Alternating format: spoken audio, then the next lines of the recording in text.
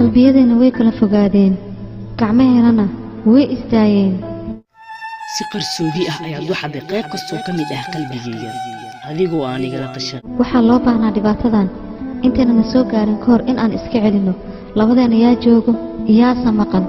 qofka joogana waa qofka sababtu ahaa in la kala fogaado hase yeeshee nasiib daro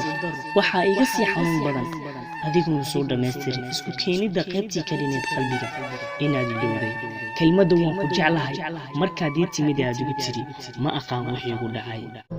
qofka soo baxayna waa qofka la iska sii daayay mar waliba maxaa ayada loo saaraa qofka baxay oo kaliya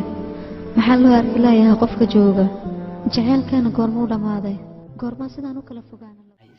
jaceylkaaga la'aantiis runtii waan luusanaa waxaan dareemay eer walbo oo aad idhahday inuu yahay jaceylkaaga waa wax ugu macaan ee noloshayda soo maray intii aan noolaan waan jeclahay wax walba oo dhankaaga ka yimaada xiisaha fariimaheena jaceylkeena waxay sal xoogan u yeelayaan jaceylka ugubka ah ee aragtida ku koraayo